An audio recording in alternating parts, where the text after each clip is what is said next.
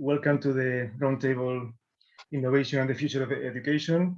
I think this topic is very relevant nowadays. Probably it has been a topic very important since time ago, because as everything is evolving, the technology, innovation are very interesting topics, very important topics.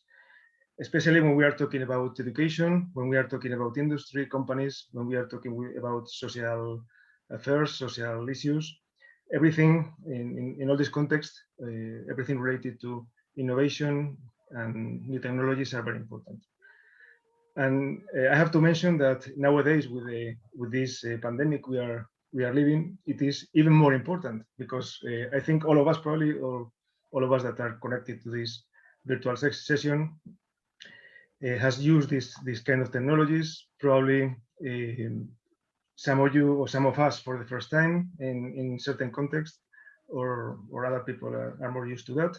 We have seen that university has been prepared to deal with this situation and to work in this particular problematic, let's say, and also industry. So we have been able to go ahead in this difficult context. I think that all of us in the university, probably I should have said my name at the beginning. I am Arturo Hidalgo. I'm going to be the moderator of this roundtable. I am professor at Universidad Politécnica de Madrid, the Technical University of Madrid, at the School of Energy and Mining Engineers. And we have used many of these tools, in order of these devices, this software, in order to be able to connect with the students, to go ahead with the lessons, to go ahead with teaching. So I think innovation and new technologies have been very important, let's say, especially in these difficult moments.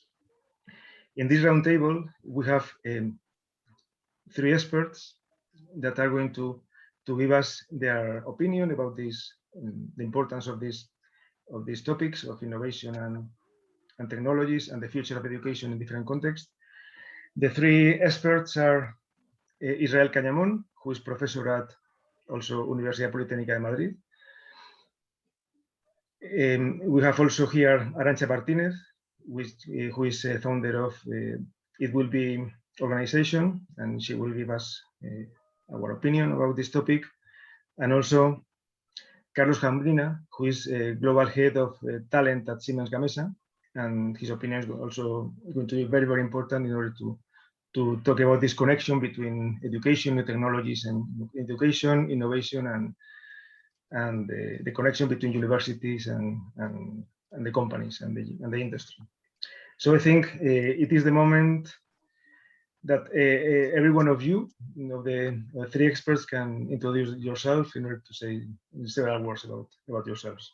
For example, Israel Cañamón, you can start if you like. Okay, thank you very much, Arturo, for being this moderator in this roundtable, and to Siemens Gamesa for inviting me to participate in it. So I am, as you said, Arturo, I am a teacher in the Universidad Politécnica de Madrid since 2007, more or less. So I've been working and doing some research in all those years. And well, I normally teach topics about mathematics, but I'm also teaching nowadays mechanics and also some geology. I have tried different areas in my teaching career, and well, I always try to innovate in my teaching tasks. But we will talk about that later in detail. So thank you. Thank you very much. Yes, Arancha, please. Great. So hello, everybody. Thanks very much for inviting me to this panel. My name is Arancha, and I'm the founder of It Will Be, an NGO that's working to contribute to tackle poverty through technological innovation. So, well, most of our projects are focused on providing technology to counterparties, to local NGOs, so that they can improve their impact and make their work much more efficient. Most of the projects we contribute in tackle problems related to children and women. And again, we will discuss about later, but we have been putting a lot of focus on education and digital skills because of COVID. We did it obviously before COVID, but now with the pandemic, it has pushed us to really try to fund more projects related to digital education and very important digital inclusion, so that we can ensure that we don't leave anyone behind, especially children. Okay, thank you very much, Arancha. Please, Carlos, can you introduce yourself? Hello, everyone. I'm Carlos Jambrina. I guess I'm representing the industry. I'm working for Siemens Gamesa. I've been working for Siemens Gamesa the last 3 years, and I also had the chance to participate in the last hackathon as part of the jury, which was a great experience. Before that, I have been working in other companies, always in the HR field, in the talent and development, first in AP Moller Maersk, which is the biggest shipping company in the world. Then I worked for 3M, another very technological company.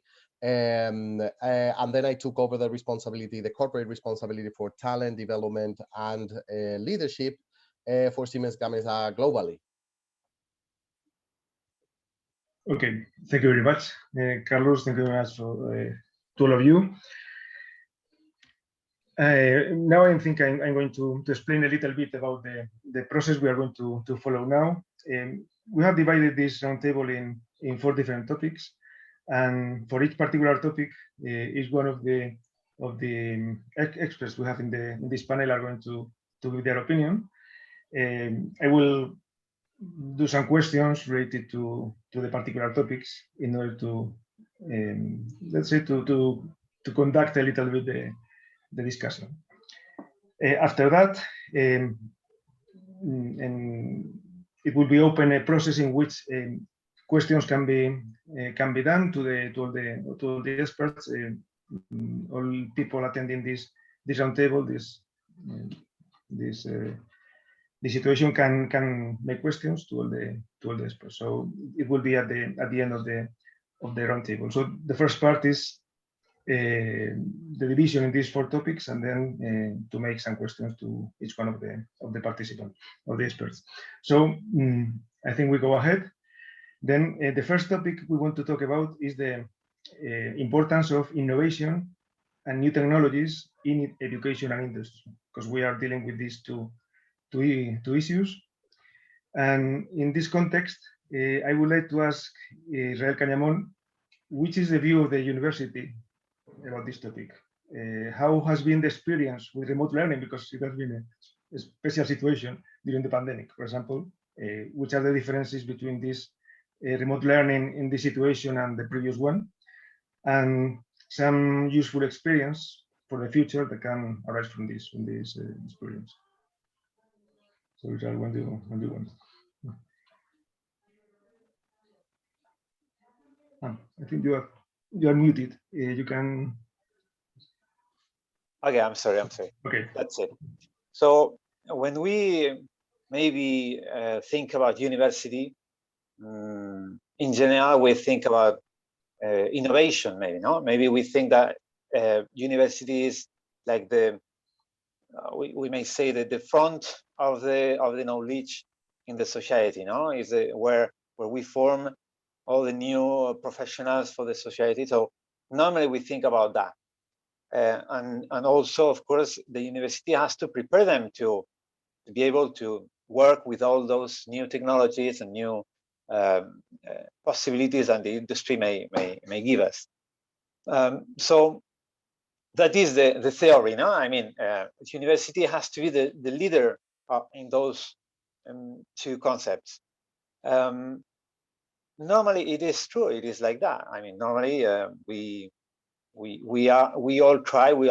All the staff in the university, all the teachers, we try to keep that in mind. That we have to be the front of the knowledge. But it's true, for example, in these 2 years that we have lived from now, that sometimes as we have lived, we have been surprised. I mean, these new circumstances of the pandemic environment have made us realize that maybe we were not so prepared, or maybe we were not as advanced as we thought. I explain myself. We, of course, we all deal with new technologies day by day, you know. But as we have been able to, or we have been obligated to adapt our teaching, our evaluation procedures to the online teaching, for example, we have seen, or we have afforded many problems, or several problems, in terms of not only the tools, the tools that we may use for that, but also, for example, relying on the confidence that we may have in the individual realization of the evaluations, no, by the students, no. How can we assure that this kind of evaluation is as reliable as the presential one, no? So these kinds of things, we have faced them like suddenly, no, without any preparation, and so that has been hard. And more for the maybe the older teachers, no, the older people that works in the university in general. They have had many problems in terms of adaptation to this new scenario, no? I think we have gone through it pretty well. I think we have found solutions, and we have been able to adapt, and we have learned a lot. Young and old people, we have learned a lot. These new possible ways of teaching and evaluating. But also there are some limitations. I mean, there are limitations. There are limitations, of course, in terms of practical learning tasks, no, that cannot be given online, laboratories or whichever practice we may carry out. So there is a limitation there, but also in terms of, as I said, of how to develop protocols or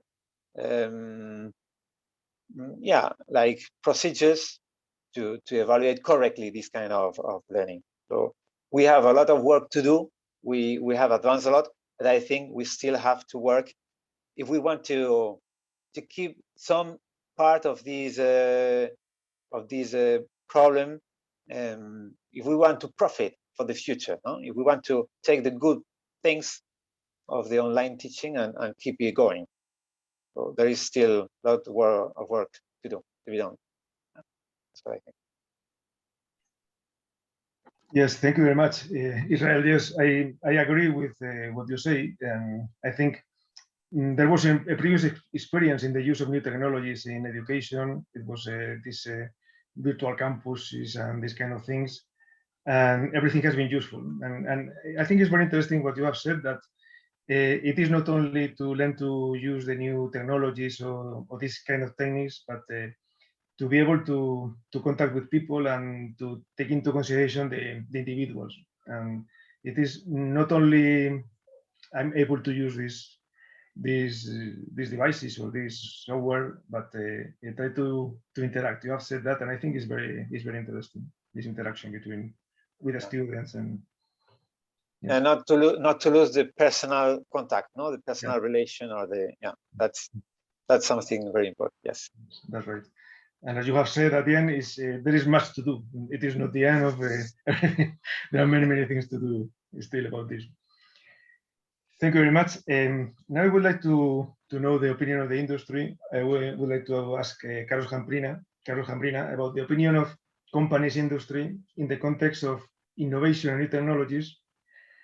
And since you are an expert in attracting talents for your company, how can companies meet and attract new talents? Because I think it's something very difficult to be able to understand who is a person who can be a talent for a particular company, I think is very difficult. So how can companies can do that, or the company do this kind of thing? It is the main challenge, right? So that's why I guess that they pay our salaries in HR, so that one of the most important things that we do is make sure that we attract, that we have a pipeline of people coming from universities and from the market, in order to make sure that we have the right talent at the right position at the right moment.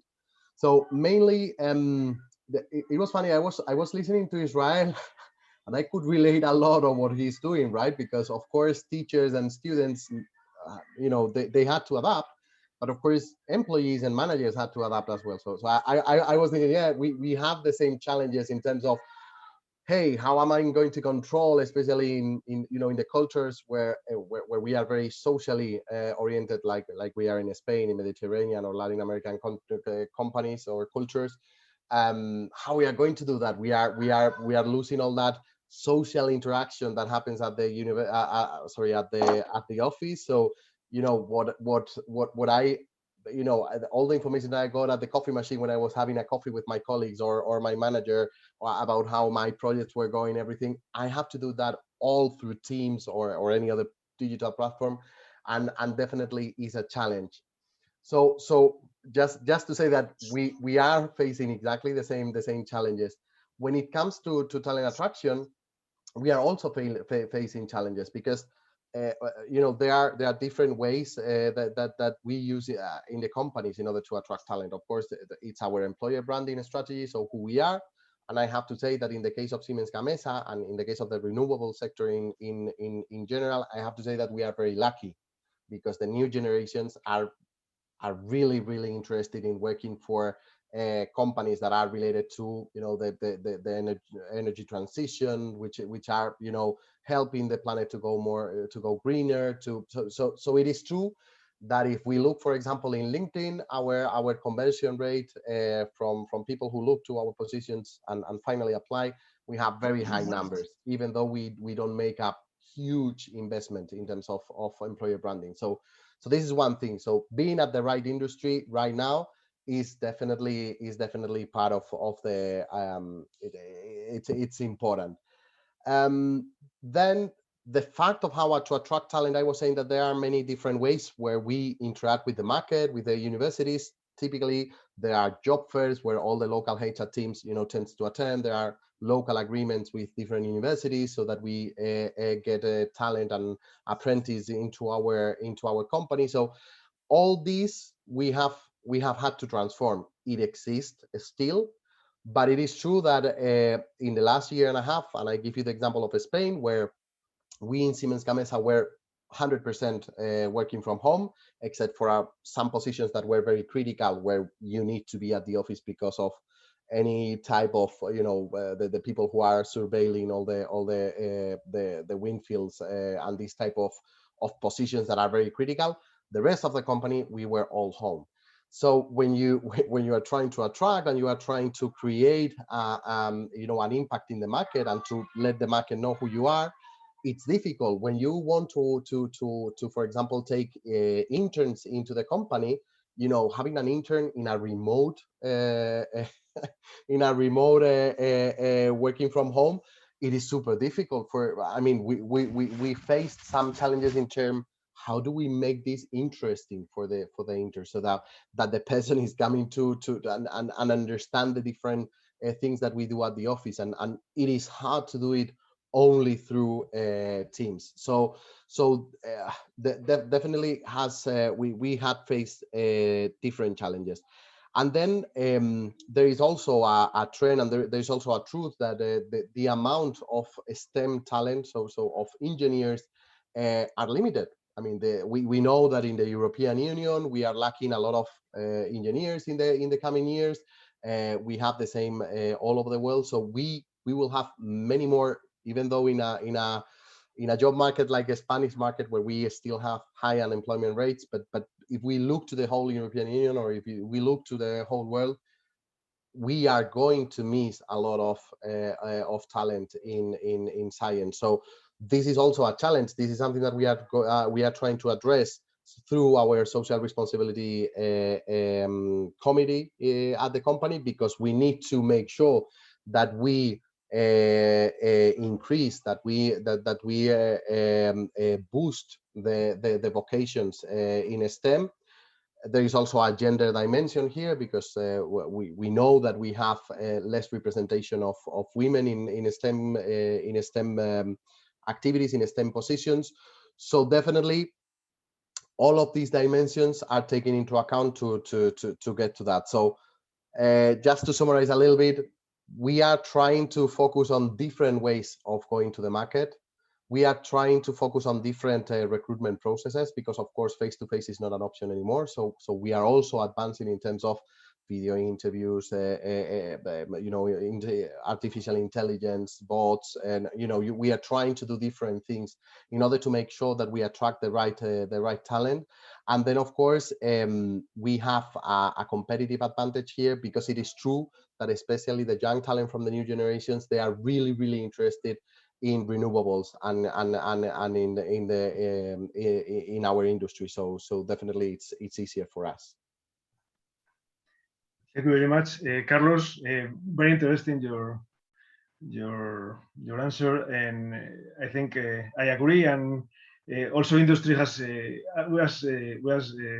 have listened to Israel saying that in university has been flexible in order to carry out this new situation. Also, industry, and you have discovered new ways to deal with this situation. So I think it is very interesting how all of us, let's say, recreate ourselves in our particular context. Okay, thank you very much. Now we would like to know the opinion of Arancha.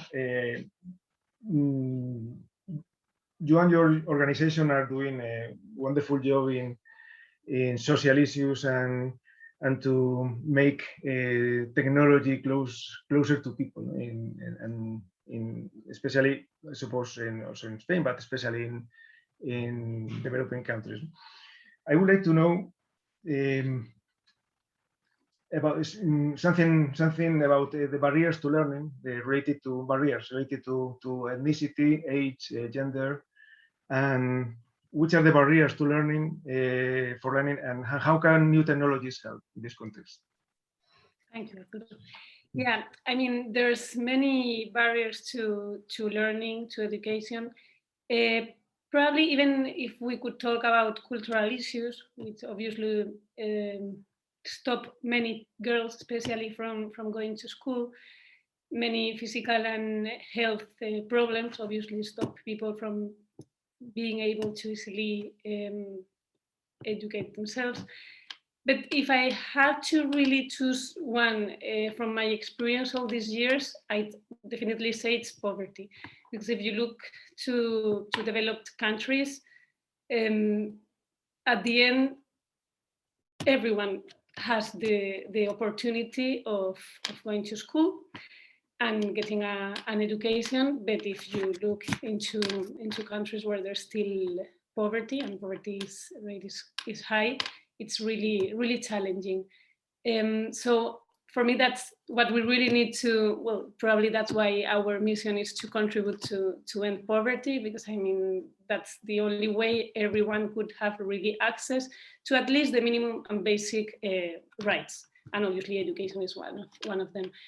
Of course, if we put into the conversation pandemics, well, different disasters that will create an exceptional situation, such as the one that we lived last year.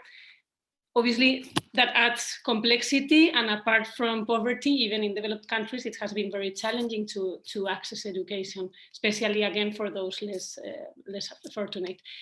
But technology plays a very important role here, both in these complex and difficult situations such as the pandemic, but in the field where I work, obviously in aid and international cooperation, in the last years it has played a very important role, and with the pandemic it's pushing NGOs and governmental agencies to move even quicker to digitalize and to see how technologies can really improve the access to education and ensure that everyone has this right covered everywhere in the world.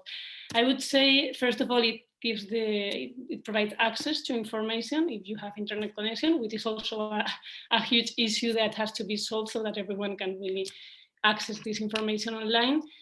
What I've seen in many of the projects education projects where we've worked, it's really interesting to see how if you provide this internet connection, curiosity is there everywhere, especially in children, and self-education is obviously not the best idea, and it needs to be accompanied by formal education. But it's true that technology provides, or at least covers, this minimum access to education, to online courses, to e-learning, which is, again, it has to be accompanied by physical presence, as Israel was saying, in universities, same in schools. And what we've seen is that only e-learning, and especially in this difficult contexts where poverty is still obviously important, don't work so well. But being a complement to presence education, to schooling, obviously it also adds a lot of value. Something that obviously it's important is to have the right software to enable any NGOs and counterparties and like local education bodies aside from schools to really have the right content. We've also seen there's in many developing countries not only formal but also informal education. Sometimes is quality is not really high. So even supporting those schools with these e-learning tools can be really interesting. And what I've seen also, and we've done a lot, it's training trainers through technology and also in digital skills so that we can improve the quality of education in government schools or informal education that we also contribute a lot in the areas where we work. And finally, something we're also using, it's artificial intelligence, machine learning. We are even blockchain, but we're innovating there in the last months. We are seeing that there's also possibilities of doing a lot there. And an example would be we're trying to use artificial intelligence to increase digital inclusion of women, not very young women in this case. Women that, because with girls it's quite different, but with more aged women, they feel like if they're illiterate, they feel it's not time to start learning how to read and write. Sometimes they try, but it's difficult. And we're seeing is that accessing through artificial intelligence different ways of translation, voice, so that they can communicate with e-learning platforms. That's really interesting for them to ensure they have access to information. They can satisfy their curiosity, access loads of global information that's in the internet without even having to know how to read and write, which is something like amazing. So that's probably the most innovating things we're looking into to try to include everyone. But obviously we are putting more focus on girls because they're the future, and we're sure that if we can complement their regular education with a little bit more, in this case through technology and e-learning, that can definitely make a difference.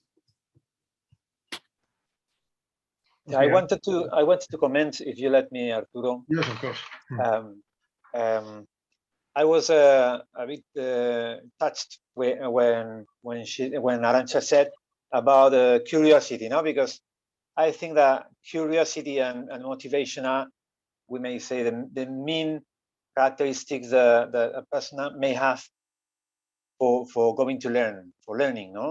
If someone has curiosity about something and he's motivated about that topic, he can learn whatever he wants. And so I was thinking about when I started to do like videos of teaching videos, online video material. I was thinking about my students in my subjects. Like maybe 5 years ago, I started to register some videos and put them in the YouTube or whatever. And I got surprised through the years when I have taken a look to the visualization statistics, no, the most proportional of people that watches those videos are Latin Americans. I mean, many from Chile, from Argentina, from and they thank me a lot, some of them, because of the clarity or whatever, no, because that has helped them.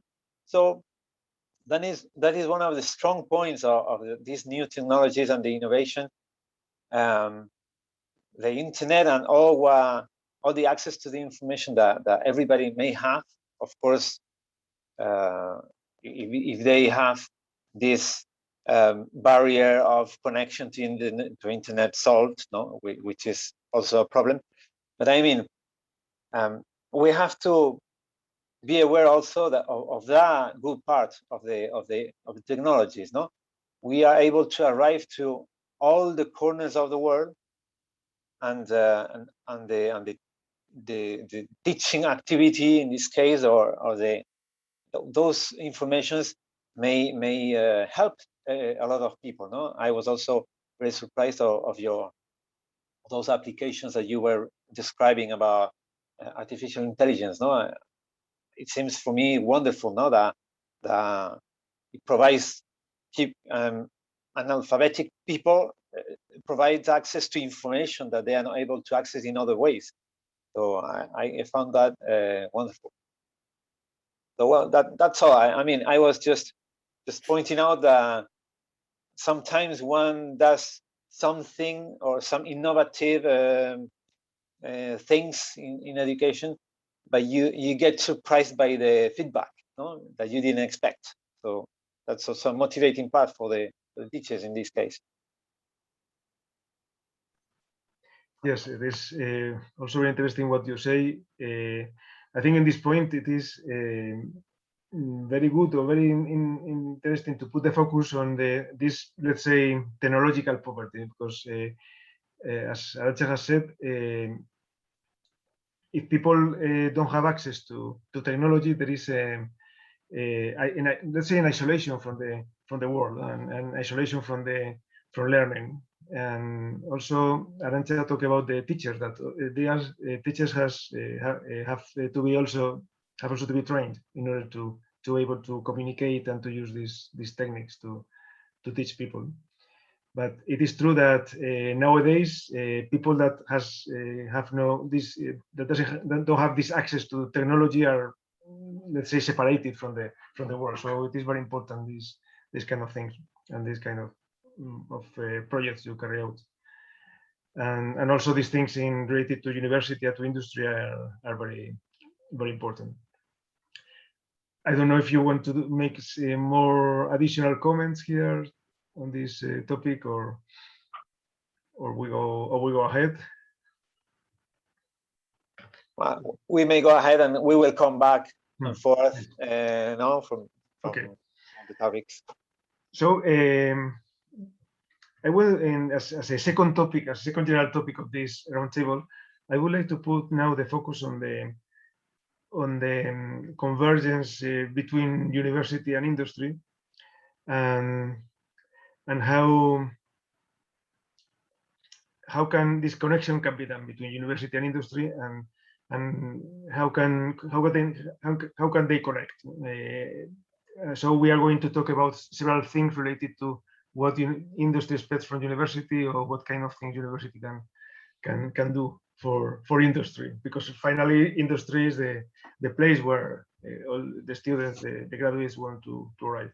So in this context, I would like to ask first Carlos Jambrina, which competencies of new graduates are more valued by companies and industry, and which are more valued and which ones should be improved? What is your point of view about this? Yeah, well, we typically, I mean, we've seen a major change, I think, in the way university and all education, have changed in the last years. It is true that we have a lot of difference culturally, so it's not the same in Spain, the Germany. So we have many differences in the way we approach probably we are still, and I'm going to be critic here, I still see a gap between university and the industry. So I still see a gap in terms of what we expect from the university, the new graduates that are coming into the company. But again, these changes also depending on the country. As a general rule, what I will say is typically two things. In terms of wind industry, it is true that we don't see yet a lot of specific degrees. So we are still see.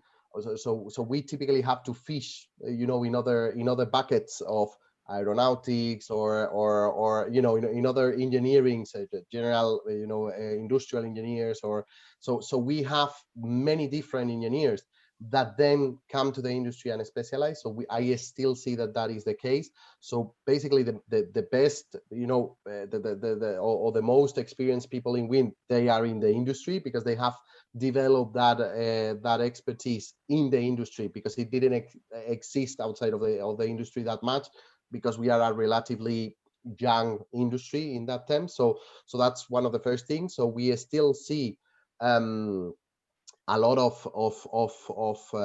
specialization needed, when it comes to bring the new graduates, the engineers, to the right level of knowledge that is needed.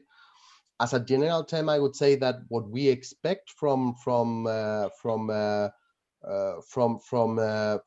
new graduates, it's more of the softer skills, and I think we have improved a lot in that, in terms of change management. I mean, and if and it doesn't matter the industry, it doesn't matter, the company, we are always under a lot of changes. So we are always, there's a lot of pressure.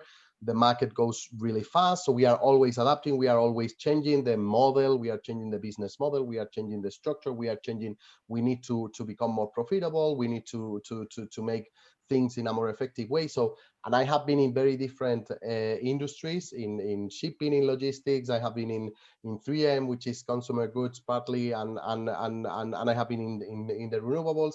And I can tell you, change management is one of the key factors.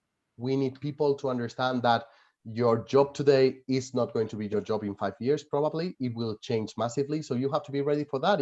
There's nothing wrong on that, but you need to be ready to change, and that is true for the new graduates that are doing much better. It is true also for the people that are in the industry, that are in the companies, and has been for many years with us. So we and I, whenever we put a lot of accent in development in the company. So we have a development week. So we have a process in order to work on development, individual development plans, and I get a lot. We do a lot of communication, and I see people, no, but I'm not interested in development because I don't want to change my job. I love what I do. I just want to stay here for. And I say, well, that's fine, that's perfect, but that doesn't mean that you don't need development, because your job in 5 years will be totally or partially different. So you have to be ready for that. So if you wait and you say, okay, I'm fine, I'm doing what I like, so I don't want to change, and that's very mature. We always say we cannot all of us be CEOs, because of course CEO, there is only one in the company, but it doesn't mean that you don't have to develop. And that's something true, and that's something that it is still, even in a young industry like we are, we still see that we need to recycle continuously the knowledge. And in a complex company like Siemens Gamesa, where we have both onshore and offshore turbines, and we have different models, and because we come from the merger from former Gamesa and the wind power part of Siemens, we still see that we need to help our employees to recycle and to change and to adapt and to develop, not because they are going to change the job, because the market is changing all the time, so they will have to adapt to that. So I would say that change management is part of it. The second one is curiosity, and it's related to the same fact. I mean, the world is going so fast now, and it applies not only to the engineers, it applies to everyone in the working in any company.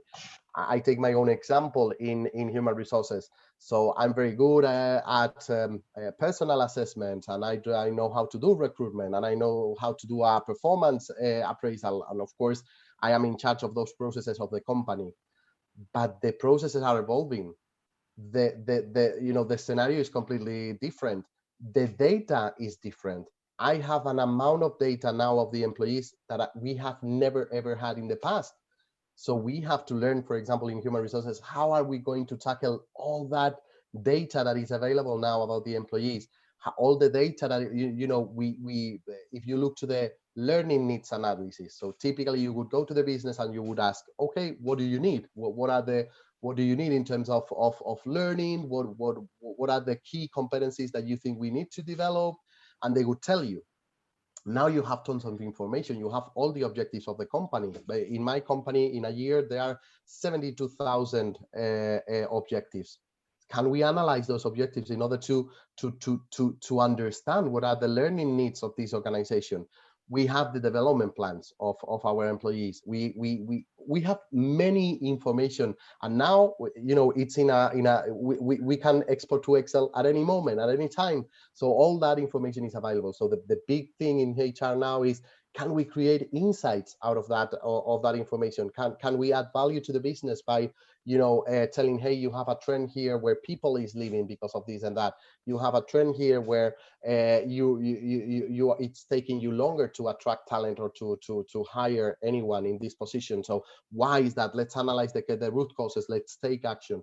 So all of this curiosity is one of the main things that we expect from new graduates, because of course, and they are blank papers, and that's a great thing about graduates, that they have this hunger of learning, of applying everything that they have been studying. So finally, I'm at the office, I'm in a job, I'm doing what I wanted to do. So now I want to learn, I want to be very good at what I do. So this is definitely part of that. And then also related to what we have been discussing at the beginning, we have now a different working environment where even after COVID, and just for you to know, in Siemens Gamesa before COVID, we had already a work from home policy, and that work from home policy gives you the chance to have up to 2 days. So the maximum was 2 days that you could work from home. Now, once we go back to the office, that will be in October, after 1.5 years, we have changed that, and the new policy is called smart working. So now you can basically decide with your manager from 0 to 100%, how much of home office do you want to do? So it is completely open. I mean, it's a new flexibility, but of course this implies learning new ways of relating. So how do I interact? How do I do remote leadership? How do I lead a team that is located in different countries with people that I will see once or twice a year maximum? So these are the type of competencies that we are expecting. So these three: change management, curiosity, and then remote working, remote leadership, remote, these type of things that are going to be also key in the future. Okay, thank you very much, Carlos. I think is very interesting, and this summary with these three topics is a very good thing, and I think probably university can take note of this or not, it depends on what university also would like to do. So I think this is the moment of let's say the counterpart to to say which is the point of view of the university. Israel, is it possible to connect with the company's expectations, because finally the graduates have to go to the company? So which is the point of view of and just one comment, I'm not saying that it's university's fault. I think this is a two-way relation, so we need to find ways of working with the university, Yes, so it's, I'm not blaming the university. Okay. Okay, so yeah, so first of all, I agree in some terms with Carlos in the fact that there is still a gap to be filled, in that connection between university and industry. I think exactly that some examples are good examples, or some universities are doing well in that connection, but in general, in global point of view, maybe we should be more connected. Then this is a moment to, let's say, to sell the School of Mines and Energy. Okay, I'm gonna painted in a beautiful frame, no? So in our school, in the School of Mines and Energy Engineer, we have, for example, many cathedrals. I don't know if this is the correct name, like company cathedrals that support in somehow the school, the university. I mean, not in terms of necessarily in terms of economical terms, but they support in a collaboration in which there is a feedback. No, we maybe they provide like internship, fellowships, or whatever, or sorry. So there is a communication between some companies related with the topics of the degrees, no, and the school, and that is a good relation, and that is a very profitable relation. So that should be enhanced and increased. This kind of cathedrals where the companies get involved a little bit in the education, and they can define somehow the needs that they have, no, from the graduate students. I wanted to say to Carlos also that in terms of renewable energies, you were talking about wind and that you don't have still specific degrees or whatever. Take a look to, I'm sure you know it already, but take a look to the degrees and master degrees that our school provides. There, many of those degrees give a full preparation specifically in renewable energies, no? So when just a little thought, no, when I started to the career, no, I am also mining engineer, no? When I started to study, I had an idea in my mind that was maybe even reinforced when I finished my studies, no? And I started to work as teacher, and which is that for me, engineer, the word engineer could be defined by a simple sentence, no, which is very related to what Carlos said. For me, an engineer is a person able to think and to afford new problems, no? Of course, technological problems and so on, no? But the main characteristic that for me an engineer has to have is he is able to think and to solve new problems. He is able to question everything and not to be afraid of going through new challenges or new issues or problems that someone may ask him. So for me, that is the main competence that the new graduate has to have, no? And that is very related to what he said, Carlos, about the flexibility or the capacity to afford new deals, no? So that is what I try to do every day or every academic year as a teacher, no? Trying to make them think, no? Trying to make them not only studying a material, applying a formula, and not knowing what that means, no? I tell my students that I like to test them in thinking. I mean, whoever understands what he is studying or what he is being taught, he will be able to pass the subject without any problem. But whoever applies a formula or something without knowing what that means, for me that is nothing. For me that means nothing, no? So my mission is to make them think. And also talking about another competences that maybe the graduates should have nowadays, no? I would like to point out also, maybe it's important, the social competences, the social sensibility, no?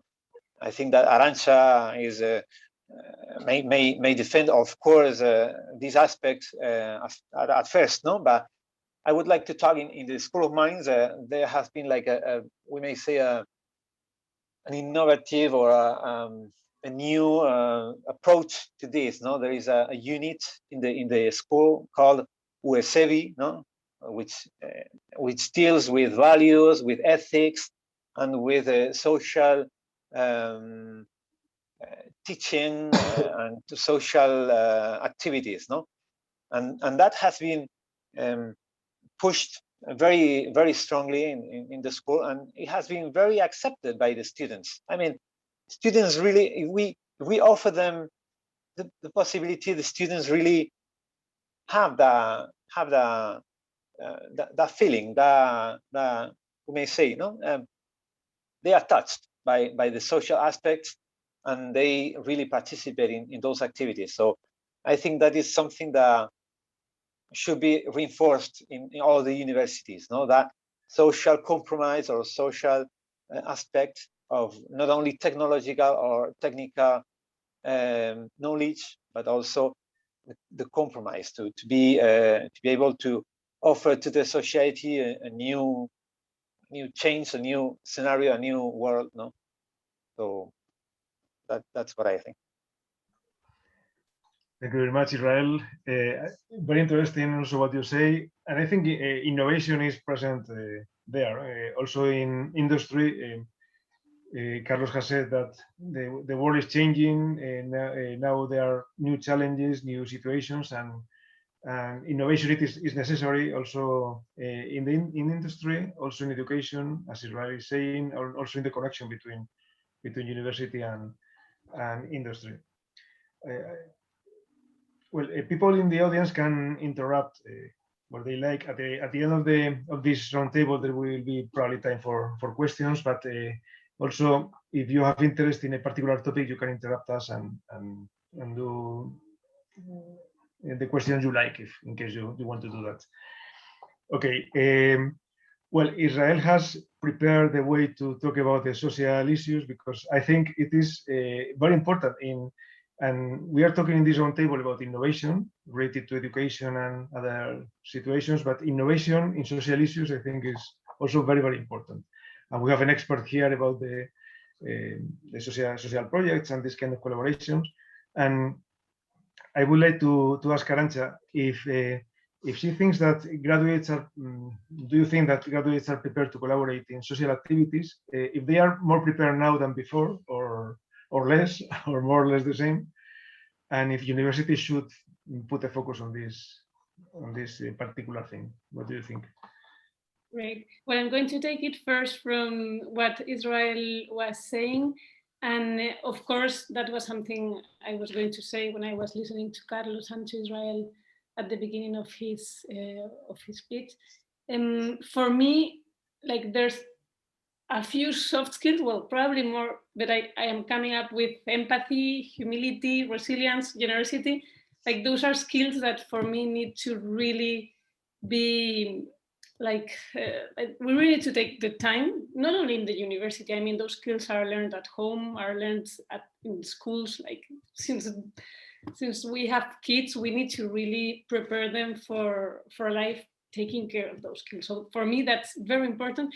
But going into innovation and technology, it's even more important, because at the end, technology, obviously, like, I work tackling social issues through technological innovation, because I strongly believe that technology can have a huge change in like, it can really change the world. But I have seen during these 13 years already working in the humanitarian aid field that there's also an important risk of not using properly technology, and at the end trying to solve something but end up damaging something or creating damage to society, to people. We've seen that with artificial intelligence, with biometrics. I mean, if it's not used, or if it's not designed ethically, obviously, rather than creating a positive impact, it can really create a negative one. So that's something that obviously can be solved by ensuring that the people who will be designing the technological solutions in the future. We're already doing that, but of course, in the future that's going to accelerate. We need to ensure that we take care that those individuals that are going to create these solutions create them and design them from a very moral, ethical way. No? So for that, soft skills are very important. I do think, answering to your question, Arturo, that youth and the next generations of students that will start working soon are much more prepared to add value to the social field. I'm not really, lately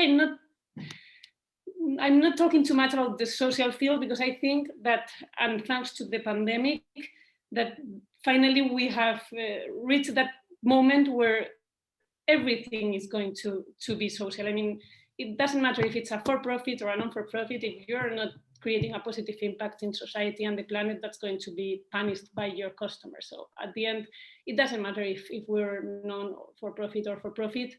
Everyone will need that talent. We will be looking at new generations that, apart from the skills they require for the position they're going to, I mean, technical skills for the positions they will be working at, they're going to need to add also other skills, social skills, to be able to ensure that companies create positive impact. So I think everything is quite a little bit messy still, but we're moving towards an impact industry. I think it's going to be transversal to any other industry, and we're not going to talk about NGOs and for-profits anymore. I think everything is going to be quite mixed, and we're going to require these students to adapt to that situation. So obviously, university is key in order to push that movement, which is very important. I might not be objective here because I'm working to push all of this. We are working lately on a very important, crazy project where we're trying to investigate how technology can help measure, report, allocate impact in a more accurate way to the different people and organizations that create impact in a supply chain, in an impact supply chain, let's say, in a project, social project, in order to allocate that impact into a kind of impact CV, okay? So that we can put in value people and organizations that are really creating impact.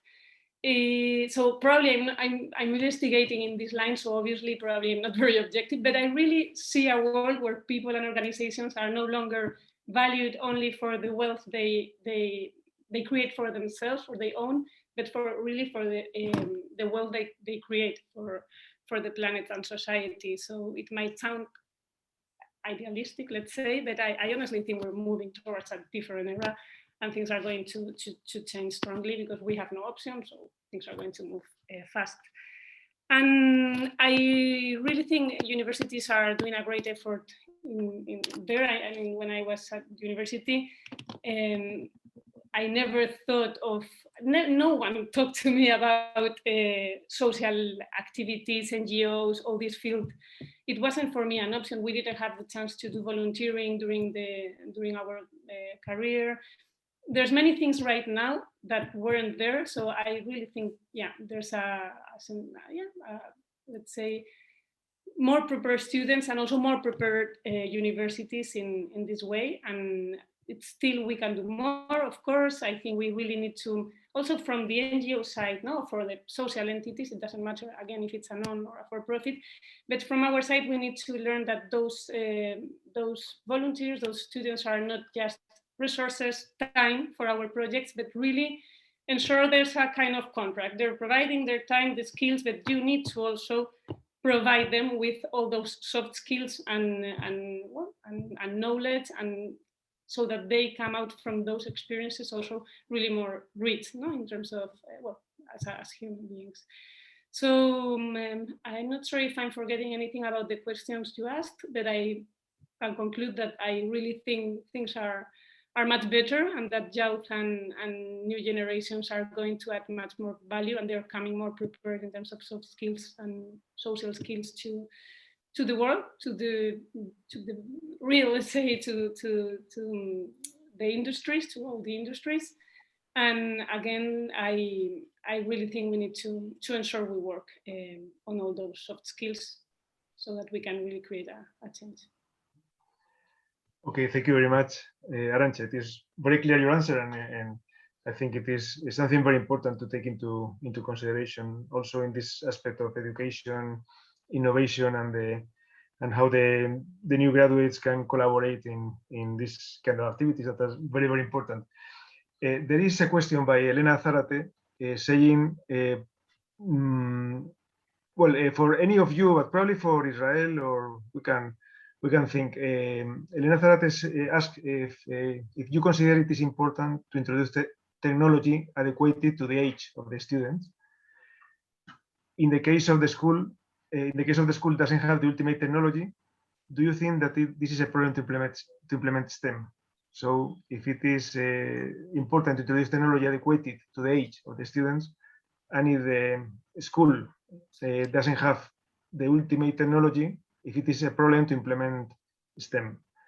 I don't know if Israel or even Arancha can say something about this question.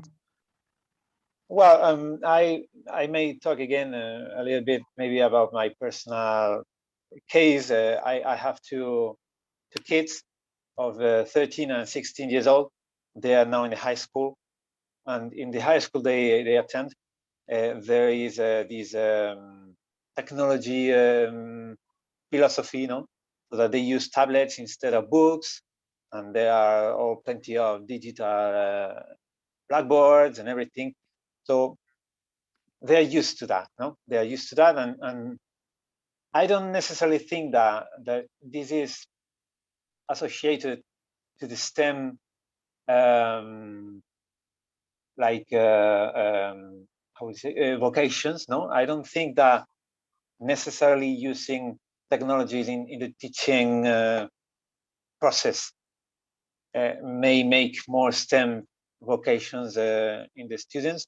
I think that is just a question of, as we said before, maybe curiosity in those subjects or motivation towards the STEM studies.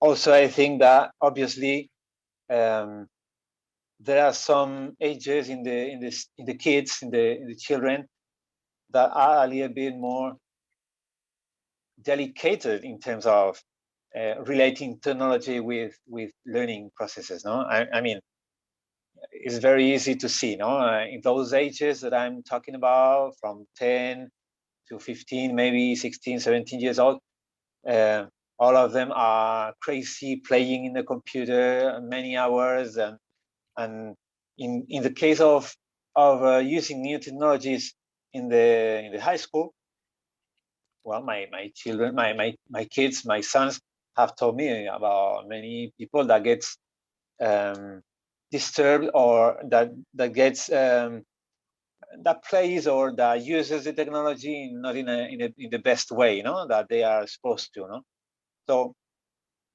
it is okay. It has benefits. It has positive aspects. The technology in those early stages of learning, but maybe has to be taken a lot of care. It has to be supervised very well, because otherwise it turns around and the positive becomes negative. I do think that when you arrive to university, then the more the better. The more technologies, the more tools that they are able to use, the better for them. Because there they have a maturity that lets them use them correctly, and whoever doesn't use it correctly, he knows what he is doing. So I think that they could be profitable, those new technologies, but depending the ages, we should take care and think very much and very well how to use them, how much, and in which situations. I don't know if this answers the question of the person. I was going to add something more. Well, I also have kids, and I think, again, as Israel was saying, that curiosity is something really important, and also having role models, either at home or wherever. But I see how, for example, my girl, she's really into STEM because she continuously see like hardware at home, and she asks, and what are you doing here? When I bring my hardware to the biometrics and tests for our projects. At the end, like a cell phone, any kind of hardware is kind of interesting for kids. So I think having access to touch, to ask the questions, I think that's really important. Having role models, having teachers that really work on all these unconscious bias, where you like really sometimes think of technology and STEM activities more for boys. So I think we need to take care of many things aside from teaching them STEM directly. I think there's many other things that when they're kids, you need to prepare them for, and probably the way of introducing them to STEM should be more like those kind of small steps. Well, yeah, like preparing them or ensuring they have that curiosity, that it doesn't matter if they're girls or boys. And also something I was thinking of that for me it's really important is to make them understand that to solve many problems, STEM is huge. It's like, well, I mean, that's something that I've seen in my career. Even if you're working in social issues, if you're working in a more supposed to be human context, at the end you need to solve problems, and if you have the right skills, and if you studied things that can give you tools to put solutions to those social problems, it's incredible. So I'd say, yeah, like I'd say it's really important since they're small, since the kids are small, rather than teaching them maths or technology, whatever, it's I think to prepare and make them understand that these are tools for that, for many other things in the world, in life. No? So yeah, so I would add that to the question. Okay, thank you very much, Arancha. Elena Zarate has answered. She said, thank you very much. I am from El Salvador, in Central America, and in public schools, in rural areas, it is difficult to access technology. But I understand that it is much more than technology. It is developing other types of skills, and she thank you both for your answers. Probably, Arancha, you have also experience on this because you have worked a lot in South America or with the developing countries, so you probably know very much about this problematic situation. Mm-hmm. Yeah, yes. Yeah, not having access to the right hardware or technology, it's complicated especially for kids and girls to really want to learn. But I think there's ways to incentivize that. I would say maybe we are just deriving in another direction, but a very interesting direction for me. Maybe I would say that as parents, we may say, as parents, we have an important role in developing those STEM vocations, or any other, But I would say that the dilemma, the key may be, for me, it has been like this: no question without answer. I mean, whenever my sons have come to me with a question, no matter if it was STEM or any other subject, whenever they came, I made the possible to give them an answer. If I didn't know it, I looked for it. And I look for it with them, in order to show them that the answers are there. But don't say that off. No, you're very young for understand this. No, you'll be taught in the school about that. No, I don't have time, whatever. No, that is the key part for keeping that curiosity going on.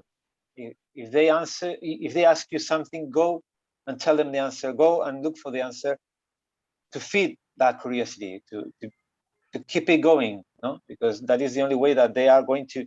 And indeed, I don't know if I do it well or bad as a father, no? But my big kid, my big son, 16 years old now, he told me something the other day that was a little bit surprising for me, no? He told me, in the high school they can't teach me anything I would like to know. So I told him, but how that? How are you going to learn that? I will learn it in the internet. I will learn it in the YouTube or whatever. No, I mean, he's been able to develop a capacity of self-learning, and whatever rises to his mind as a curiosity, as something that he wants to learn, he goes and look for it. He goes to it. He takes it.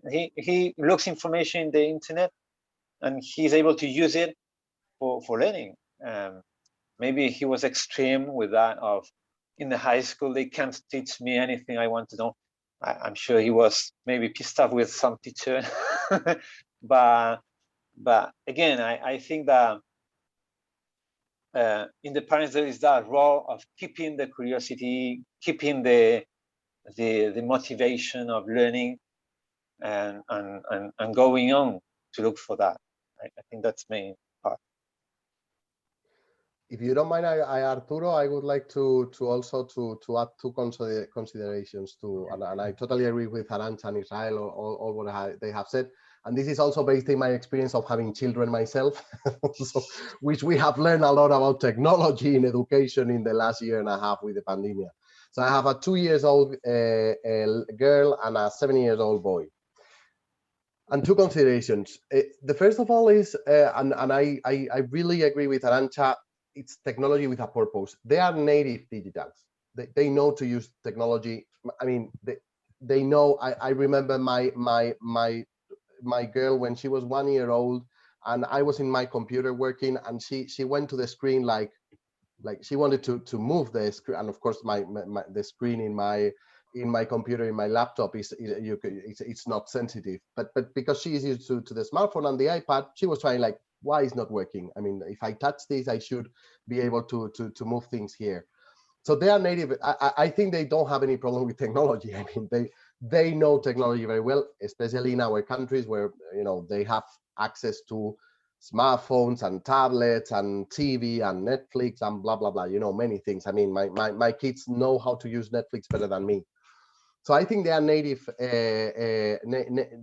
native digitals. The problem is that we think, or when we think about technology and education, and we think, oh, but this should be done like itself. So I give you the mobile, and we remove the personal experience or the personal interaction from the digital and technological learning. And I think that's where the problem comes, because it's not about that. So you may have a great app to learn English, a great app to, you know, there are tons, literally tons of apps, you know, for kids to do puzzles, to learn languages, to, you know, there are tons of things. The problem is that there are so many things that it's impossible. I mean, for parents, it's impossible to understand what are the possibilities. So we need guidance. I think there is a lack of guidance in schools on how to use technology, how we include technology in the day-to-day. And there, the other thing is about our teachers. And when we have the you know, the COVID, and we were at home, and they were all homeschooling, you know, it was horrible for my kid. 17, he was 6 years old, first grade. You cannot ask a first grade to be 4 hours in front of a computer listening, because I mean, that's insane. I mean, it's not going to happen. And you know, my school was trying to do a great effort in terms of providing classes. So they even have, you know, gym, and you know, they had everything. Of course, it required a lot of preparation from us, from the parents, that we were at the same time working from home, and it was difficult. But what I saw was a very different experience depending on the teachers. there were teachers with huge, great, skills in terms of remote education. I mean, I remember especially one in my school. He's an Instagrammer, so he's used to do social media. My school is based on Montessori, so he usually share a lot of different things that you can do with kids, and he was doing a great job. And then we had other teachers that, they didn't have those resources, so it was much more boring. I mean, you cannot try to replicate what you do in a physical classroom. You cannot do exactly the same when you have kids in the kitchen or the living rooms, with a lot of different interactions and so they were trying basically to replicate, what they usually do in a classroom, and of course it was not working well, because especially with these young kids. In the pandemic, I had my 13 years old nephew living with me, and I sometimes we caught him sleeping while he was in class. So he was like, so first, I mean, they are native digitals. They already have all those skills. I mean, they have, because technology is part of their lives. And second, we really need to rethink how the school that is great in many things is giving us guidance in how to introduce technology in the education and in learning.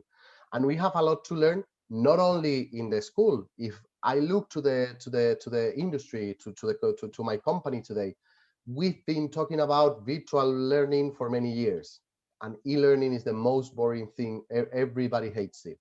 I mean, I know very few people that is really happy with e-learning.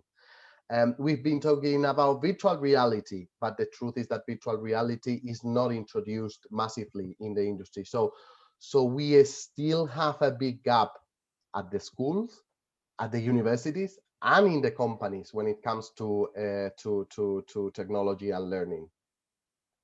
And that's what I wanted to share. Yeah, thank you very much, Carlos, and the rest of panelists. We have one question on LinkedIn, because we are in live there also. And Aurelio Fodera is asking something that I think that Carlos has commented already, that if you think that computational thinking and coding will be essential skill for students and future workers. You were saying before, Carlos, that you are talking with your employees, with your colleagues, and some of them, they say that they are not interested in coding, but do you think that it's necessary today, no? Yeah, you are mute, sorry. Can you repeat that? Yeah, Aurelio is asking if you think that computational thinking and coding will be essential skill for students and future workers. And you were saying before that talking with your employees, with your colleagues about who is interested in coding or developing, and you think that it's very important nowadays, no? For when you say coding, you mean programming, or? Yeah. Okay. Yeah. I think that the level, the skills that are required in terms, for example, of data analysis are going to increase. We have more and more data everywhere, and we are not going to have data scientists in HR in the close future. I would love to have them, but I don't see that happening, that investment in the companies. So we will need a higher degree of data analytics, surely. Coding and programming, I don't think so. There is always a tension between being a specialist and a generalist, and we are always talking, for many years we were talking, you have to be a specialist, so we have to specialize more and more, and the university made an effort, and the whole system of university in terms of masters, so that you specialize more and more in a specific field. There is a trend now coming in the States about what we have lost because of that, and it's true. I still see that we are pretty much specialized, and we will be in the close future. So So coding will be required for people who are specifically working in coding. There will be more works in coding because the Internet of Things and, you know, the technology, you know, if you look to the windmills, definitely more and more we have, you know, automatized analysis of all the data, of all the, you know, you need a lot of programming in SCADA or other programming languages in order to, you know, produce the you know, the software and the needs that the clients have in terms of controlling the wind farm. But I don't think that as a general, you know, thing for everyone, coding will be necessary. I think that there are more and more, you have web-based, you know, solutions for everything. For example, you don't need to know SCORM or coding to create an e-learning. There are today editors of e-learning that you don't need to know anything. It's super intuitive and you just create an e-learning, quite good, even with quizzes and games. And you don't need to know anything about the, you know, the coding that it's behind. And I see that more and more in more fields. So I don't think, I mean, there will be opportunities for programming and coding, of course, specialist roles, they will multiply, yes. As a general skill, I don't see that much. Okay, so data analysis, and no coding skills. No? I would say learning what we call technological savvy. So you know, today I have to do an e-learning, so I get into this. You go to Powtoon and you create a video, animated cartoon, and you don't need to know anything about edition or design, you know, because everything is there. So I think it's more about understanding the possibilities that you have and the, you know, and the tools that are available. But I think that you have to you know, it's more technical savvy in terms of learning how to use that type of tools that are available in the market, rather than, you know, raw coding that you need to know, which is pretty much, you know, it's not accessible for everyone. I mean, you could try to make me learn how to code, probably the result wouldn't be very very good. So I think it's more you have to be able to know a little bit of everything and understanding what are the tools available, and then eventually, you know, these type of easy tools, it's like Power BI, you know, for data analysis. You know, we used to talk about Excel, now we talk about Power BI, which is, you know, multiplied by 100 times the analysis that you can do with that. So I think that the name of the game is more on technical savvy, because the tools are always evolving. I don't think it's general coding for everyone. Okay, thank you. I would like to make just a little comment about this. I'm not probably objective because I am a 20 years old experience in programming, so I may talk from a little besides, no, in my opinion. What I think is that maybe talking about programming, maybe we may all think about like scientific languages or very specific languages, or like C++ or MATLAB or Python or whatever. But I have just a little different opinion from Carlos in this term with respect to the generalist aspects or the generalist people, no? Sincerely, I have how do you explain? I have seen through the years. I don't know if fortunately or not, but at the beginning of my research career, I had to face with a big data treatment. I just faced like 600 sensors with 8,000 data each of them, and I had to analyze all that. No? So what I did at that moment, and has served me all the years through, was learning as something as simple as macros of Excel in that case, no, macros of Microsoft Office, I may say, no. Those macros is a tool that is available for every standard user of the Office tools, no. And I learned that. I dedicated 6 months to learn macros, not with courses or whatever, just being having to solve problems, no? Having to solve a concrete problem, a specific problem. No? And I have applied afterwards, I have applied macros to so many things, so many, not specifically in my research. I mean, in normal activities, repetitive activities, or whatever I had to do, at some point where the macro could leave me, it could save some time for me, I applied it and I programmed.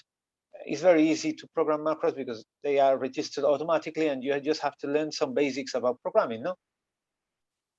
I think, really, I have found many people struggling with office tools, with repetitive issues that I thought, my God, if you would know macros, how much time would you save on that, no? So maybe it's not the university level in which maybe we have to learn that, no? But I think in the high school, it would be a good moment to teach somehow not only the office tools, which are not taught neither, okay, the normal office programs, but also macros. Macros, I think, is something that may complete the curriculum of someone and may be used just for automatization of processes. And I mean, in normal life, in normal posts, no, not very technical ones. Yeah, I can say that I am, let's say, having sometimes difficulties to understand my developer team on blockchain, and I know blockchain is not a macro, and probably it's quite more difficult to learn what's underneath the solution we are creating. But sometimes I feel I'm not able to communicate properly with them because they have a completely different way of thinking and of processing the information. And I'm not sure because I haven't studied it, and I agree with Carlos that probably this is not something everyone can deal with, and that many management positions will not need so much of this. But I am a manager, and I sometimes feel I should have studied it because I think I'm missing a lot. I think it's a language, and it's the same as when you travel and you don't speak the language, and you can more or less manage to communicate with people. You don't really understand the culture, and you don't really understand everything about this place because you don't know the language. I think that's the same thing. People that cannot like code, I think they're missing also a new way of thinking, of connecting, of understanding things. Maybe it's not the right approach. I don't know Israel, but I feel sometimes that I miss things. Yeah, it's what I say usually to my students, to have the switch to programmer vision. I mean, the switch in the mind. As you said, programmers have a different vision of information, of processes, of procedures. And if you're able to develop that switch, then even if you don't have very good programming skills or you don't know many languages of programming, if you're able to switch that and to think about as they think, I think that is already a good point, a good competence to have.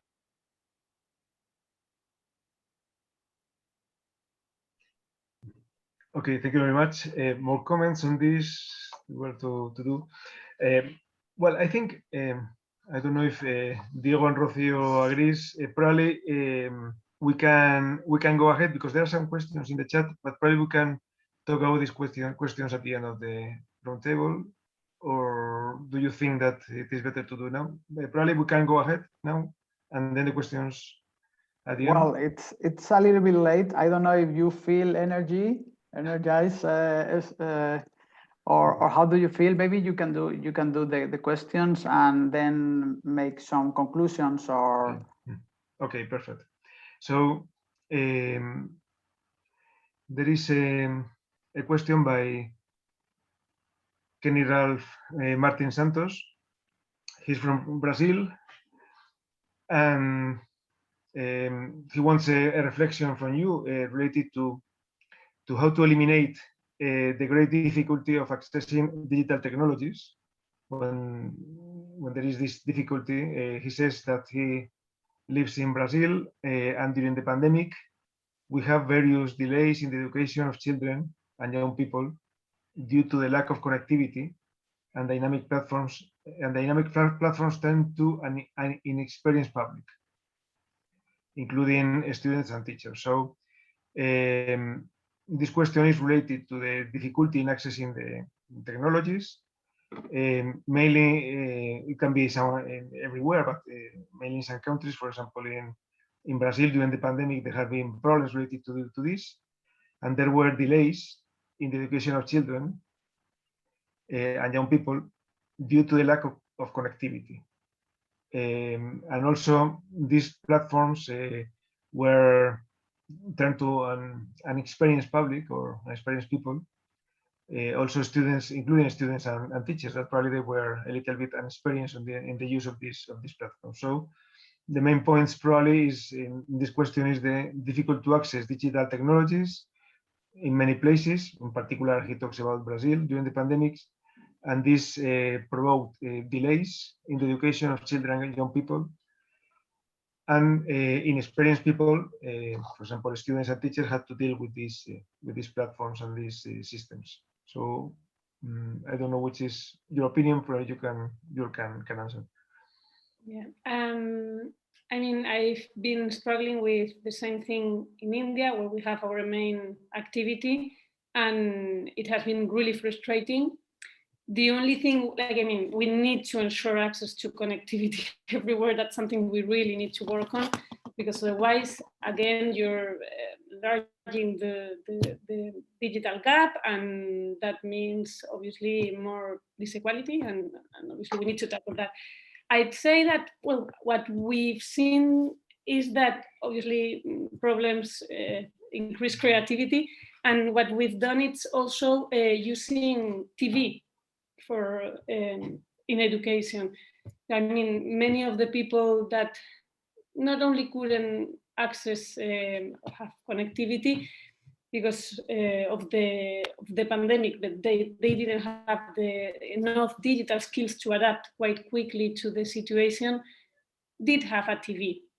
And I mean, that's something that it's easier probably to access, at least in the places where we work. Most of the families have access to a TV at home and to energy. Not everyone, of course, that's a different topic, completely different topic. But anyway, it's much easier to find a TV than access to internet in many places. So I mean, obviously it's not ideal, but you can always, through creativity, think of ways of trying to make the best of the resources we have, and try to at least minimize the negative impact of something such as, well, as the pandemic, as exceptional, let's say, as the pandemic we have had to deal with. And again, what I learned from this pandemic is that probably we haven't put enough focus, I'm talking about countries and governments, in providing access to internet and having better connectivity in rural areas and in general in underprivileged areas. I have a curiosity, Arancha. Let me ask you, how do you use that TV devices? I mean, how do you use TVs for providing learning or other? Like, when you think of how to solve problems, you come with the most rare ideas. Like, there's a lot of films, there's a lot of things already, there's a lot of information, and what one of the things I've learned during the pandemic is that the art itself and films, and which is art at the end, there's content online. I've even found people who are in or TV shows, or thinking of how this can empower communities and how this can, like, create an impact on people, So again, it's not the ideal, it's not the formal education we want, and it's not something that solves the problem as we wished. But there's always chances of at least improving a little bit and providing ideas and providing access to, well, things that can help kids learn and keep a little bit more, for me, it wasn't just to learn, because that's obviously important. And you cannot just put them Peppa Pig or all of these things to learn whatever. But it's true that apart from going to school or learning, or in this case, going to e-learning courses or continue with their education, for us, when they didn't have access to school and they couldn't afford, or they didn't have access to connectivity to take the classes at home, what we talked with the counterparties, so that in India, so in local counterparties, to ensure that those children do not lose is the daily, I'm not sure how to explain it. I mean, for us, it was very important to ensure they wouldn't stay at home for 9 months without doing anything and completely disconnected from the educational system, because that, and we have seen that, many have just not returned. And that's something that happens a lot in underdeveloped countries, developing countries, because many of the places where we've worked, they've started to go to school in the recent years. They don't have the dynamic, so like it's not like in our countries. And if they start not going to school, normally they start working, they start doing something else. And when the school opens, they'll never go back to school because like they've disconnected of, and their parents are illiterate, and it's like you lose those families, let's say. So for us, it was important to, even if it wasn't the best thing to do, but keep them, like if they were going to school, keep them connected to education somehow, even if it wasn't very formal at all. And you can always look for content, but obviously it's something difficult to do, and there's not so much and not so precise, but you can find many interesting things if you look for it.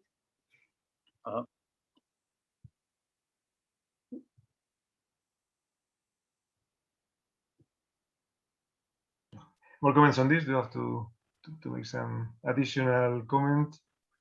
Or there are more questions by the audience. Just a quick comment. One of the ideas that we have, and this is not related to areas with less access. We are talking about Spain and Europe with huge access to technology and internet everywhere. And we were trying to make a cooperation, and finally we couldn't find the way to do it. Where our employees, you know, that we have a lot of engineers, so they are very good in STEM. They can help students.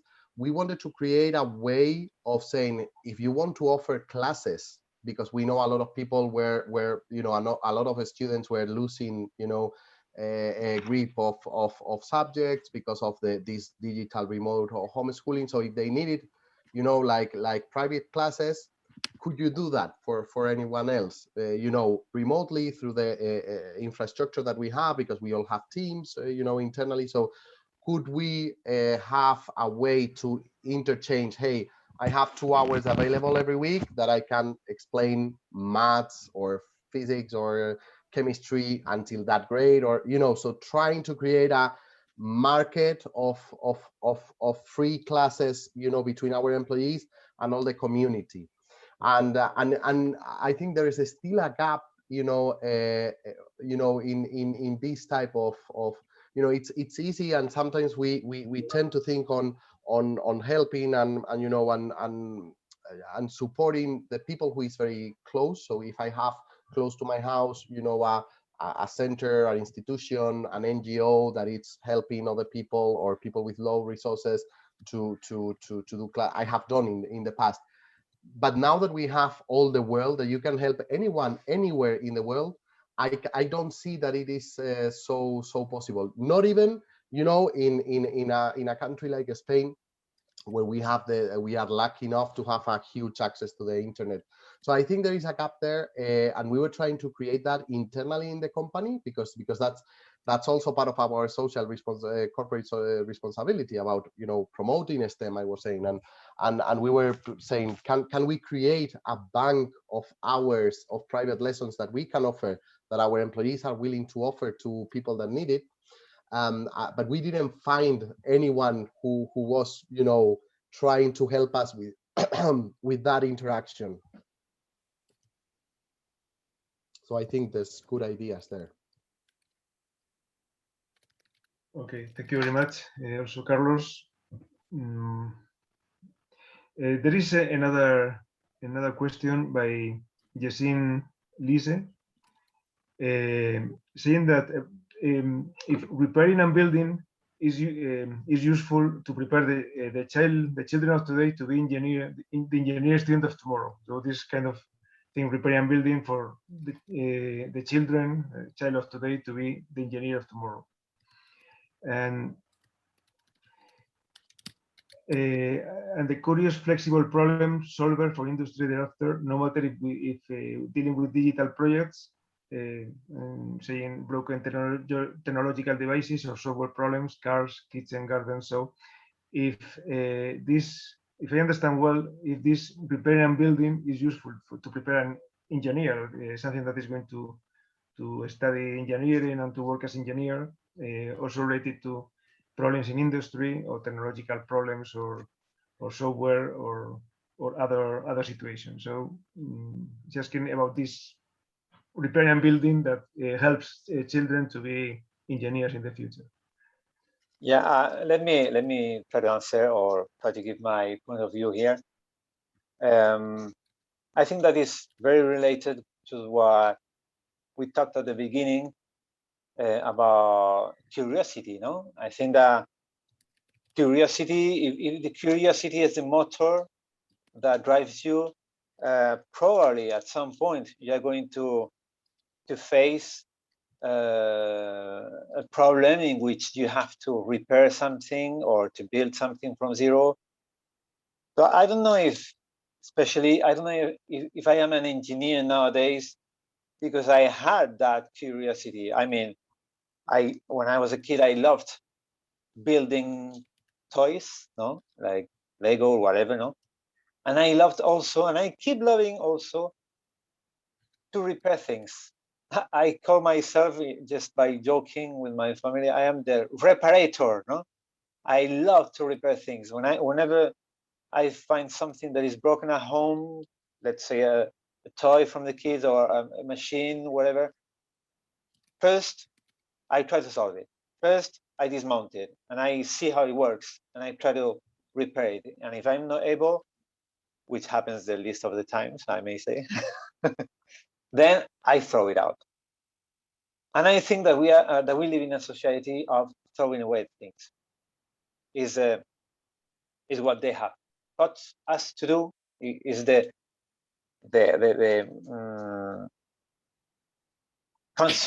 consummation society, that we are used to use and throw away very soon, whatever. Even working, still, we throw away and we buy another thing, a new thing.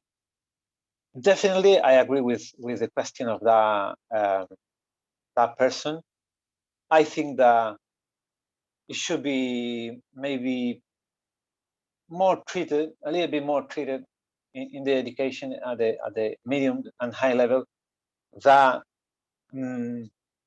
building, repairing processes, activities that we associate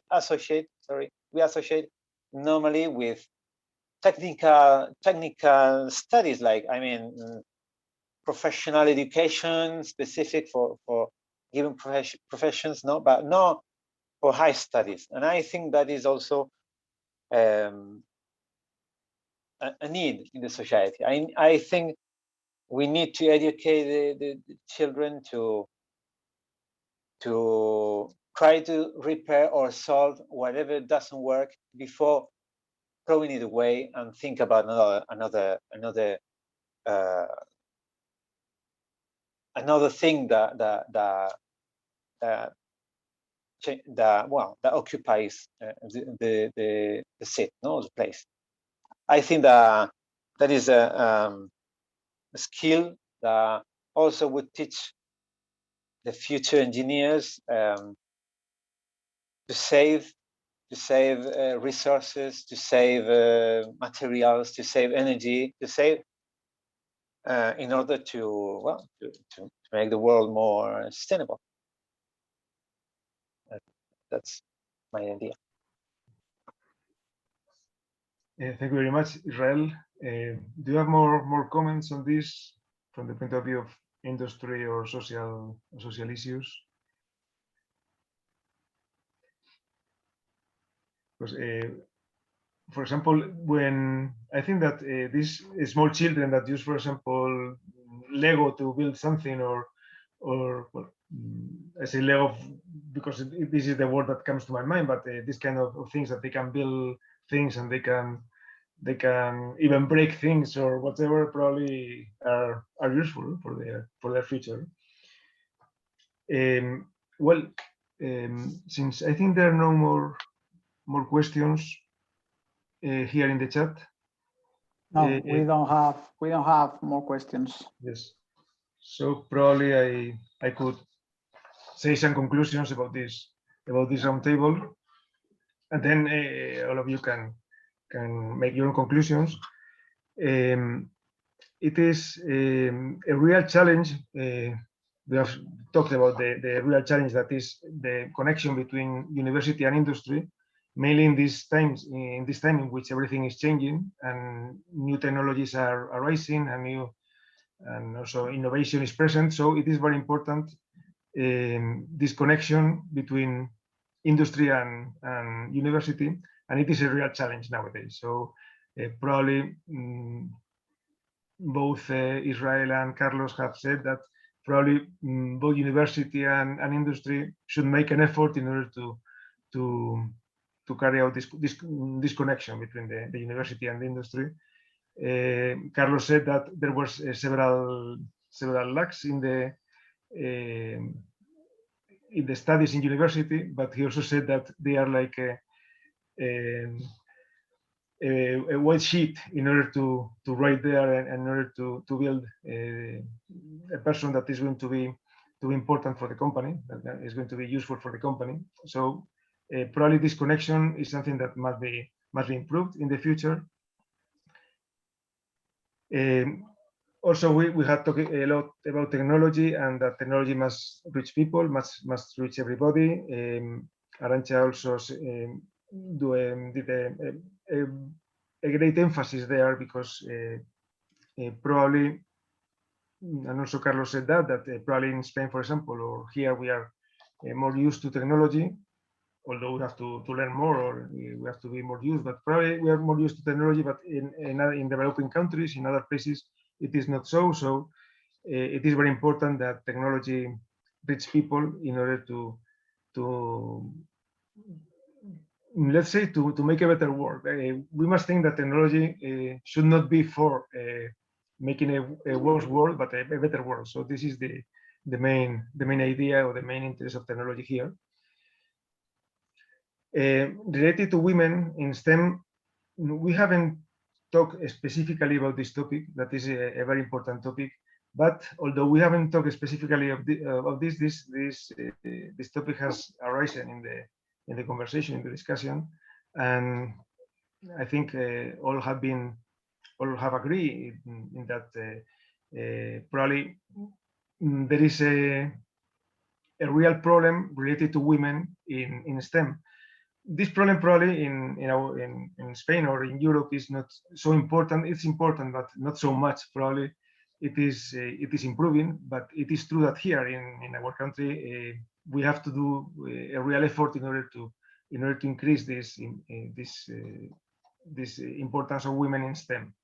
But probably this is more important or more evident in developing countries, and probably in other countries, in developing countries, they should, or we can help them to carry out this performance, or this introduction of women in STEM. Probably this is a problem a real problem, but a problem everywhere. But it is more important probably in developing countries. So something, not very much, but something has been said in this context related to women in this in STEM. It is very important, the social part of technology and of the studies. It is very important that university has this social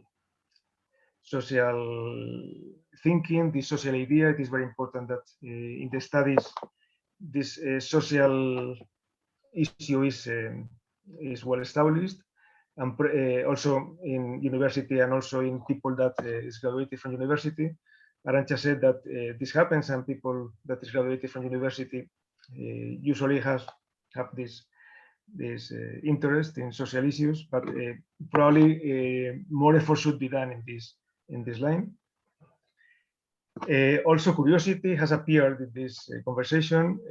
Carlos talked about curiosity before, and then Israel has also talked about curiosity. I think curiosity has appeared here very often in this conversation, in this discussion, and curiosity probably is very important. They have said in order to be able to learn new things and to be able to deal with new challenges and to deal with new situations.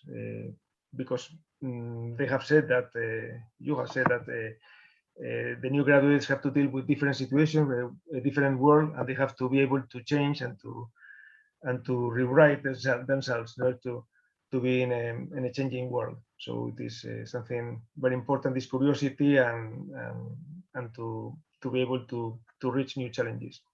These are several conclusions about this roundtable, but probably you would like to do some other reflection or something.